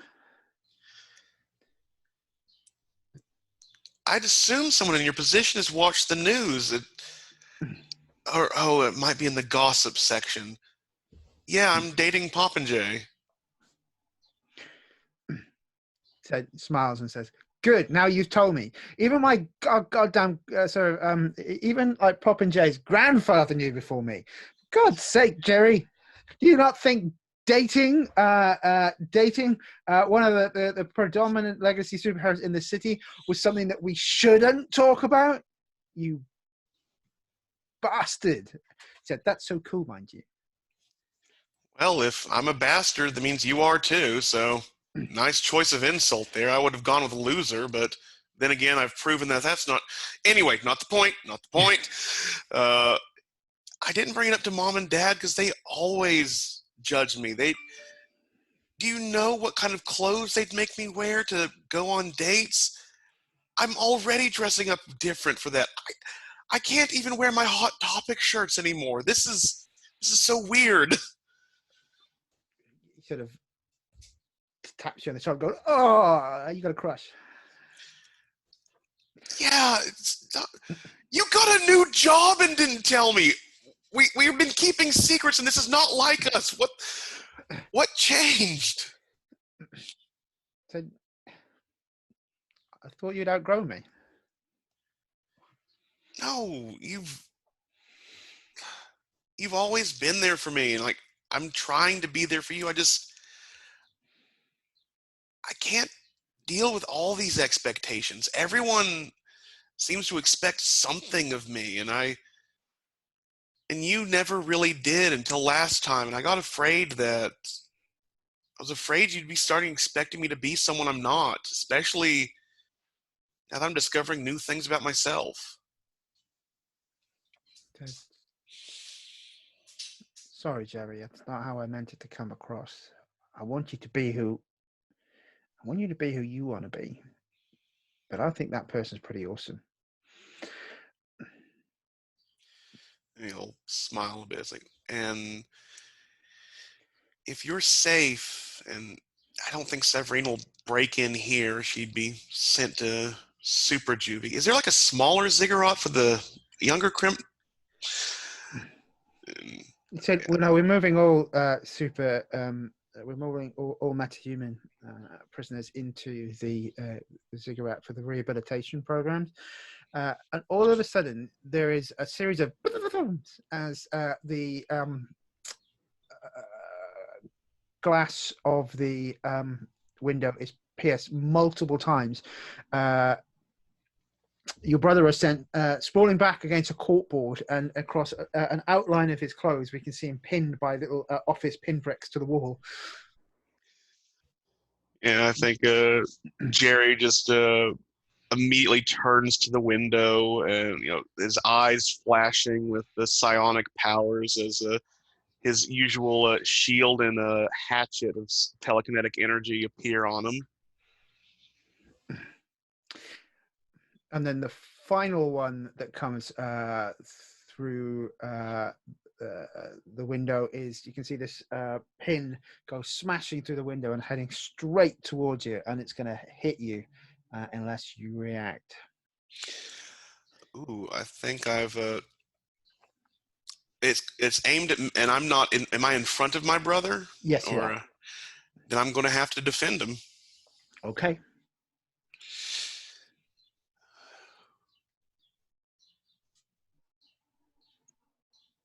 Oh, thank you, Dice Roller, because that is now a 7. So I will expose myself to danger by warding off this blow. Bang! The pin hits you right in the forehead, and you can feel it's hit you at such a point. You can feel something about your inner psychic strength or projections suddenly feels like it's destabilizing. So I'm going to ask you to mark a condition. Okay, I think I will. I think this has affected my powers. I'm going to mark hopeless. Okay. I'm going to turn the page and cut back to the HQ at that point. Bobby, how are you feeling about the sudden information overload that your science geek teammates have put onto you?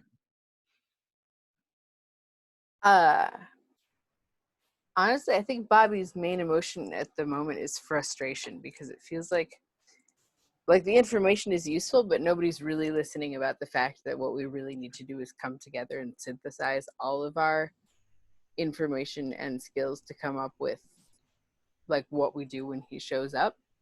And people are like breaking off into groups of 2 and teleporting play and whatever else, and like he's trying to be a good leader, but you can't lead people who won't follow, and he doesn't feel like people are following. So he doesn't want to like disrespect what's going on. So like, it's really great. You guys are coming up with lots of information that I definitely couldn't get. Now it's time to figure out what we're doing. He could show up at any minute, right? What do we do? A team works together. What's the plan? All right, boss. So we know that the building we're in is not really secure. Like you said, he could show up at any minute. So I think we got to fix that. The other problem is he hasn't really done anything illegal yet, though. And you and I know, Jerry aside, people don't change their spots. And he's going to come after us, and he's going to get himself into trouble, and he's going to hurt people. But seems to me like until he breaks the law, we can't go after him, right? So it seems like maybe we got to catch him breaking the law and let the courts do their job for once. I mean, I think more than anything, what we have to do is be prepared to defend ourselves. All right. So we gonna turn this place into a fortress or what? That's kind of what I'm asking. Who thinks they can do what? We've got all this new information that some of us maybe understand better than others. Some of you have skills that are, I mean, I can Jim Kata this guy if he stays in one place. But if he's like going to teleport all over the room, there's only so much, you know. I just think, like, what can each person do? Glitch, he shows up. What can you do? Or what can you do now to set up Reclamation Point so that it's hostile to him and welcoming to us? I think we could take what we have and repurpose what we're able to understand about it so that we can kind of foul up his I mean, this all kind of operates off of some type of interdimensional technology that he's using, and we can certainly kind of start to get a handle on that. And even if we don't fully understand it, we could at least glitch it up, as they say. That sounds great. Glitching it up sounds perfect. I get to work. I trust you to know what you're doing. Tank, hit me with your best stuff, man. So Tank is like eating Doritos, and he's like, well, I got this going for me. And when he says that, like, rocket launchers pop up over both shoulders and a Gatling gun pops up over his head. I mean, that's totally sweet. Oh man, right? I wish I I could know. do that. That's totally sweet. Okay, so when he gets here, though, which of these awesome like, what do you think will work on this dude based on the techie info? Well, bullets work on most stuff, but if he can like teleport in, Or if he can maybe I can phase. maybe I can, maybe we can work together on some kind of a jammer to keep him from phasing in here. Yeah, that's a great idea. Phasing A jammer. Well, I'm not very good at it, but yes, it is, and we'll do our best. Okay, so you and I will work on trying to find some sort of like phasing jammer, although I suspect this is going to go poorly for me, but whatever. And once Jerry gets back, we'll figure out how he wants to take his angle, and same with Pop and Jay. Sorry, it's hard to come up with like a giant team plan with only like half the team. But let's just get to work now, and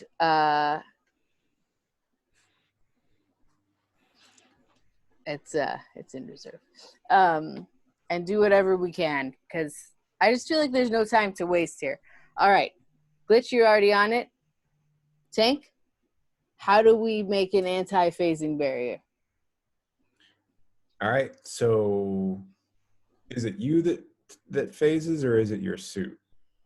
It's me. The suit's supposed to help me control it. Okay. It's a work in progress at this point. Out of character, does Bobby B always have his suit on? Yeah, because the phasing happens somewhat spontaneously. So anything he can do to stop it from accidentally sinking him through a floor is usually. Okay. So hang on, I think I got this. Tank or Carlos takes one last Dorito and then sets the bag on the ground and is like, analyze the suit. And this beam shoots out of the corner of his eye and goes up and down Bobby B's body and checks out what the suit is actually doing. Bobby B starts giggling like a schoolgirl. He tickles. And he's like, all right, I think I get how your suit is controlling the phasing. If I can figure out some way to reverse that, maybe we can set up an alarm system that shows if someone phases into here, but also to make it more difficult for them to do so. Okay. As a bonus, could you tell me how it controls the phasing? Because that would be really useful. So no, and that's because I can't actually read Legionnaire, which is what most of the instructions for this thing come through in. Well, it was worth a shot. All right, so get to reverse engineering. Glitch is doing his thing. I think I should practice actually phasing, because that seems like it could come in handy. And we'll reconvene in an hour and talk about our progress. Everyone with me? Give me 2 hours. 2 hours. Okay, 2 hours it is. Unless people finish earlier and have a problem and want anything to report. And in the meantime, high five. Team high five. Vanguard. Yeah, that's what I'm talking about. All right. Let's get it done. Glitch, what are you doing? You're quiet in that scene while that was happening. What has Glitch been? Well, I think, Glitch has been hard at work on the technology side of things, both trying to see how I could do as Bobby B was telling me to do to kind of, glitch up the system that the Maestro might be using. But the other thing that Glitch is doing is you see a kind of panel of him as he's kind of intently working on this in a thought bubble where he's saying, and I need to see if I can incorporate some of this technology into myself as well. Is that even possible? ? Because he has this kind of digitized DNA thing that has already kind of made him kind of the transform that he is. And now he's kind of also thinking about, okay, with this kind of quantum technology and interdimensional kind of alien technology, is it possible that I could also kind of incorporate that into myself to augment my power? Are you asking that of a question of me, or are you trying to pull a move? What is your What take went through from my the mind glitch? is that like when I pull one of my transformed moves, I might be setting it up that one of those moves may be pulling in some of the, because I have my technopathy ability that I Sure. would be kind of, I think, pulling in to kind of work out this problem of whether I could kind of pull that into me. Cool. Well, if you want to try and absorb the powers of Usk, I think you can try and unleash your powers, Okay. or directly engage a threat, perhaps. If we haven't figured out it yet, no, engage your powers. So unleash my powers, is that Yeah, we'll go for unleash your powers, I think. okay?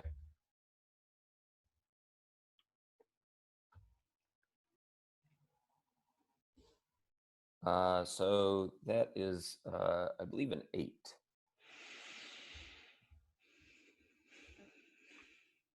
So I can either mark a condition, or I don't think I want to make it unstable or temporary. So I will mark a condition, and need to go through over here.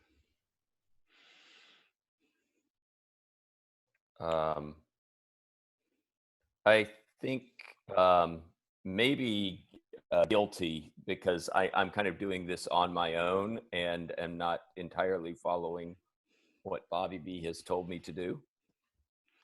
Okay, so I think there's a moment of a flash, and you sort of feel your program is now not just acting at the digital level. It's now part of it is executing across on this multi-dimensional mathematics that you identified earlier. And there's a moment where we see glitch, and they almost dissipate as they lose their form, and they come back together. What do we know that's changed about glitch as they've taken some of this multi-dimensional mathematics into their matrix?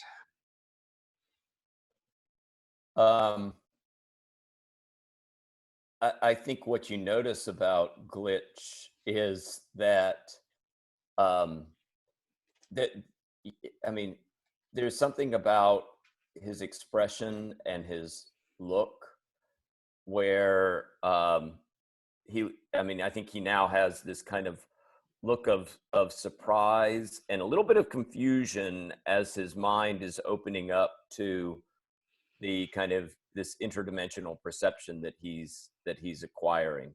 So he just does his, you can see from his eyes and his facial expressions that he's having a little bit more hard time just kind of taking it all in and trying to figure out like what is his place in all of these dimensions that he's now aware of. Okay, let's cut back to Jerry, because once that pin hits your head, you think that was clearly what Severin was trying to do, was to take out your teleportation powers. How does Jerry react? Oops. I think he's going to try to take. Can he see her outside the window? Or Yes, she is. Well, you can't necessarily see her. You can see on a building right across the central square where the city hall is, which is a good probably 200 meters away. You can see sort of a glint of light flashing, and then you can see other things flying towards you. She's sort of like, if we saw the panel, you see she's got just like a flat stone, like she would have picked up off the beach. We cut to a scene in flashback in her mind where Jerry gave her this like really cool looking stone because it like worn through in the middle, and she wore it as a necklace for ages. So she kisses the stone and then skims it across the water feature bang, bang, bang, bang, bang in the city, and you can see it again coming towards you at speed. Yeah, I think Jerry will try to like set up a try to increase the size of his shield to prevent this. But I think he will like charge forward with the shield up towards the stone and towards that blink to try and get the battle away from Diego. Okay, are you? You sounds like you're trying to reshape your environment there. Then, yeah. So, are you looking to defend or to unleash your powers? I think I'm trying to defend, and I'm trying to defend Diego, which I took influence over him last time. So this will be Mm-hmm. hopefully a bit better. It is not. That is Snake Eyes, and even with a +3, that is only a 5. Okay, I'm going to ask you to take a powerful blow as your shield. You extend your shield, but it sort of just bounces underneath it and off a wall and slingshots and hits you on the back of the head. Ooh, so yeah, this is going to be +2. And that is a 9. On a 9, you lash out verbally, or you give ground, or you struggle past the pain. I am giving ground. My opposition gets an opportunity. Okay. The stone bounces off the back of your head and hits Diego hard in the side of the temple, and his head slumps over sideways in a really bad looking angle. Oh, crap. And yeah, I think that's going to make Jerry kind of lose control, and I will just summon a swarm of sonic butterflies, and I think send them in her direction, just hoping that one of them will hit her. Okay. I think we see that scene of that panel, the psychic butterflies exploding this office window in City Hall. And then we cut back to Tank. Tank, what were you doing on Bobby's orders? So Tank is Tank is supposed to be setting up this like anti-phasing jammer / detection system. And I think he spends a couple minutes like pacing back and forth and trying to figure out how to do that. And you see him like getting frustrated in the panels. And then he's just like, screw it. And he blinks out in the next panel. And all of a sudden he's standing in front of Vash in the junkyard. Okay. Is that cool? That's cool. Yeah, yeah. So Vash is there with their purple hair and skin. Vash has got sort of bits of kit all over a table. They're trying to pull something together and then look up at you and go, whoa, cool trick. Yeah. Hey, what are you doing? Said, well, part of my old combat unit, I've picked up some comm signals on it as if something was communicating on it earlier on. Then it went dead. Strange, right? Yeah. Yeah. I might be able to give some insight to that, but I need you to come with me. Kaz goes, come with you where? I like it here. Here is safe. No one's trying to lock me up or kill me. Yeah, but they will eventually. I mean, let's be honest. People see things in junkyards, and you've got a giant robot behind you, and you're purple, man. Like, there's only so long you can hide here. I think I got a better place for you, honestly. You still got to stay quiet. I might even be able to move your flowers.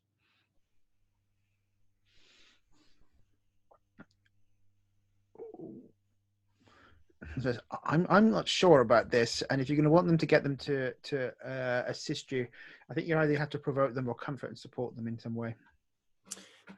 I am going to... I'm actually going to use an adult move because I got the bolster your powers doom sign last time. So I'm going to use, and I looked it up and now it's not on my screen because I got too many things open. But what's the adult move that lets you... persuade with best interest. Is that the one you're... That's the one, yeah. Yeah. Or stand up. Well, you've got persuade with best interest, empathize, or stand up for something. Yeah, so I'm going to try to persuade with best interest. Can you tell me if you got it in front of you what that's plus? Yeah, it's with superior. Superior, okay.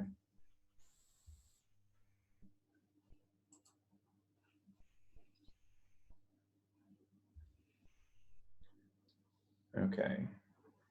My superior is not great, but we'll try that.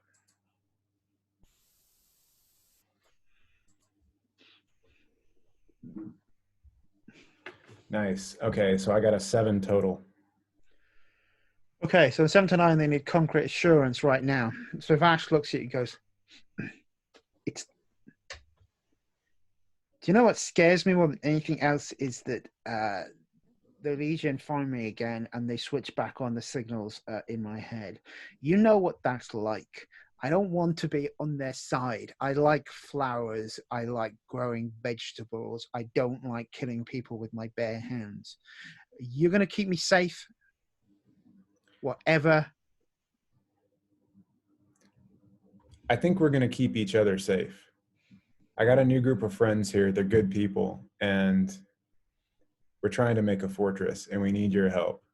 And I think if you and I can work on this together, I think we can make it a lot safer than either one of us working alone. Okay. I trust you. All right. And I think like the next, what time of the day is it? Can it be night? Is that cool? Sure. Yeah. I think the next scene is Tank like fully armored up with like 2 big chains extending behind him. And you see him like actually pulling this giant mecha suit down the street in the dark toward so he's moving his sanctuary toward the Vanguard base. Mostly because I think that's a cool scene. Cool. Did Bobby just drop off? Looks like it.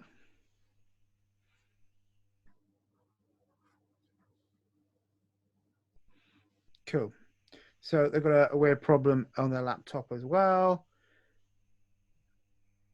Let's cut back to Jerry. As that explodes out, and glass goes flying, Jerry, into the down below.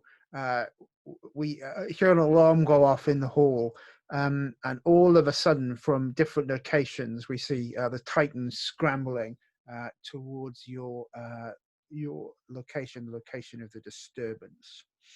What is Jerry? Well, I think on the phone that you were given, Jerry, it sort of goes ding, and it's a message from Severin. It says, "See you soon, lover, or perhaps I'll see your lover soon?" ? Kissy face, heart, purple heart, aubergine.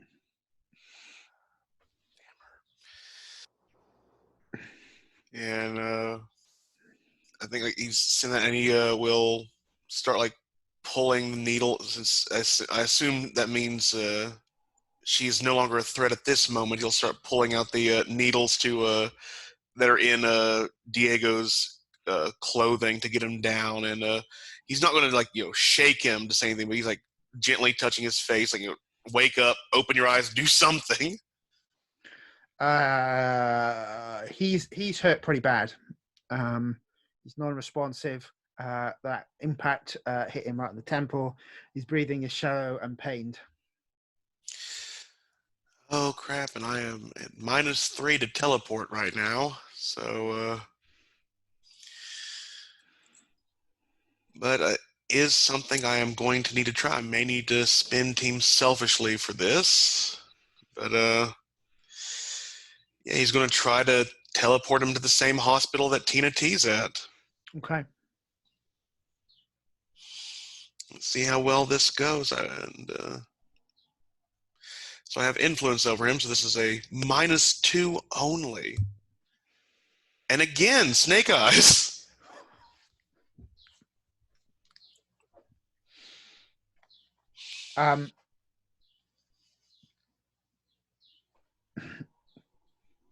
Whatever she's that pin, as you pull it out and you feel your powers flow back into you, you're just not strong enough to teleport. You sort of half phase and then you're back to where you were.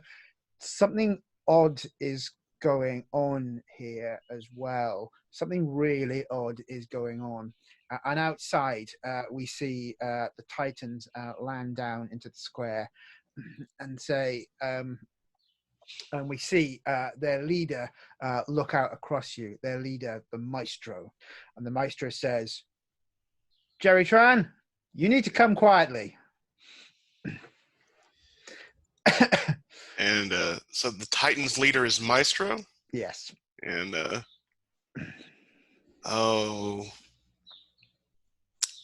I think Jerry will look really confused at this and, blink a few times, rub his eyes. I think, he's going to try and pierce the mask right now because something is wrong. And, I think it's like, if I come quietly, will he get help right now? Do you want to pierce the mask and then answer your questions and I'll answer that? Yeah. Or assess the situation, whichever you think is the most appropriate. Probably pierce the mask. Yeah, I'm going to pierce the mask and hope I don't get Snake Eyes this time. Aha, it is a 7. Yay. So you get to ask me one.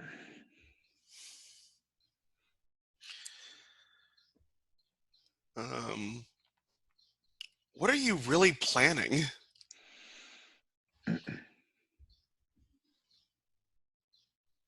What are we really planning? What they're planning to do is to destroy the Titans utterly by making the world forget they even existed. Ooh. I think, But Maestro does answer your question and says, we'll take your brother for the best medical care. You just need to come quietly. Yeah, I think Jerry will walk up with his hands held in front of him. The hatchet disappearing into himself, the shield disappearing, but once the Maestro is close enough, he's going to I think his eyes are going to glow that weird cyan pink that his powers take, and he's going to try something new by having this rabbit jump out of his eyes and hopefully into the Maestro's mind. So try to unleash your powers? No, this is a directly engaged with a psychic bunny.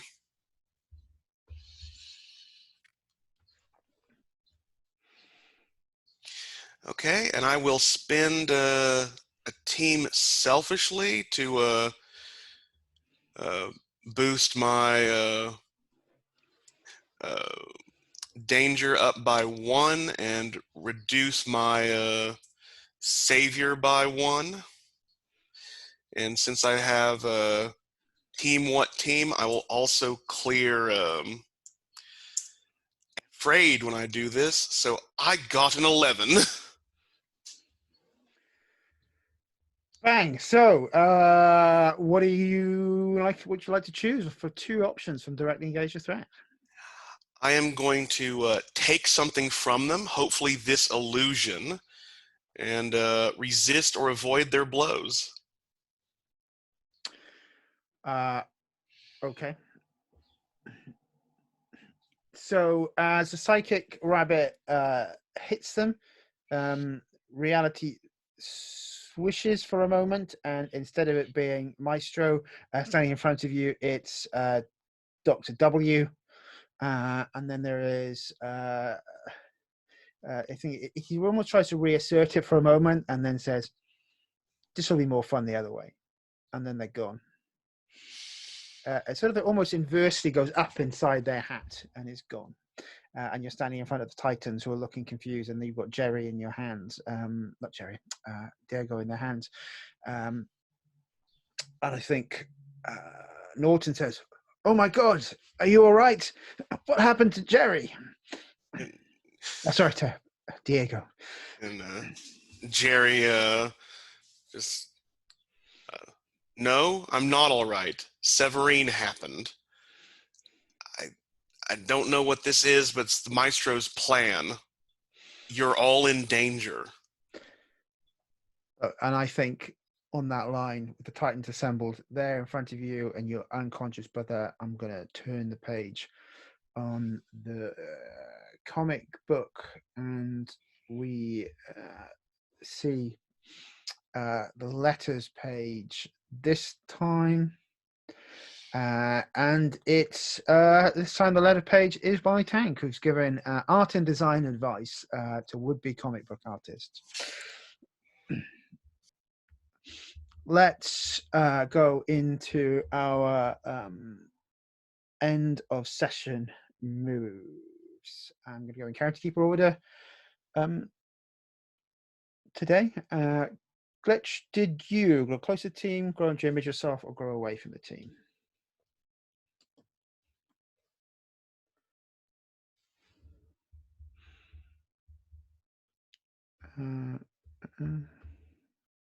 Robbie, you're muted if you're speaking there. Okay, so I'm mulling over.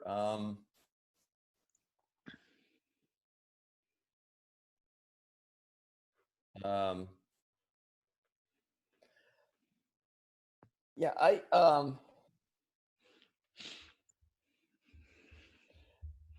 I'm gonna go with grow into my image of myself. I think especially with that towards the end when I think I was feeling like, okay, I'm kind of following Servo's advice, taking something of the lead in terms of investigating this stuff technology wise, and also my ability to kind of pull off this kind of strange technology and kind of pulling that into myself. I mean, the kind of strange DNA that is at work in Glitch, he's embraced that as part of his identity. So I think that pulling in some other kind of strange technologic influences into the DNA kind of for Glitch is something that it is part of his image now. Cool. And so I think I'll go on. I think that definitely would probably pull Freak up one and probably Mundane down. I'll go on and make those changes. Awesome. Tank, same question to you. Yeah, I think Tank definitely grew closer to the team, and I think it was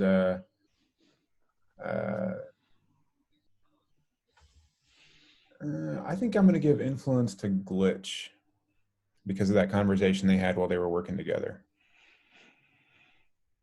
Excellent. Which we didn't have before, by the way. So I'll also take one potential.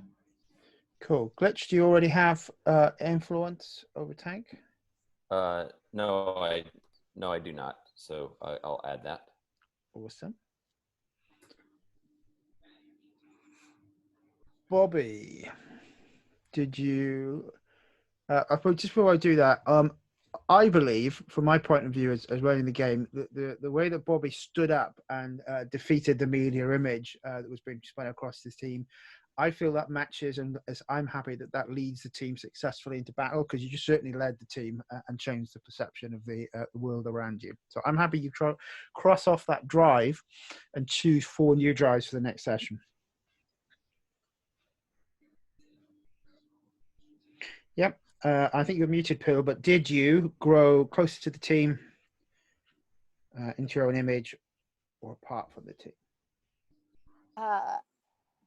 it's weird because I think over the course of the session I did different things at different times. Like I felt really close to the team for a long time, but towards the end I think I grew away from them because like I really wanted us all to rally together and like work as a team to have a plan and like have a meeting and really like combine. But it seemed like everyone was pursuing their own agendas and breaking off into parts and we're not prepared. And like I've been entrusted as leader of the team and people aren't listening and someone's gotten hurt. So it's not that he loves the team any less, just but you feel detached. So who are you going to take influence away from? I'm going to take influence away from who I'm checking who has it, sorry. I guess Glitch. Because he kind of went off with Tank and like is doing you know what I mean? Like I feel like he's just not. Yeah, that makes sense to me. Yeah. So. Okay. Unfortunately, no Poppin' J because of tech issues today. So Papillion, same question for you. I can't really say I grew close to the team, sadly, so I think I grew into my own image.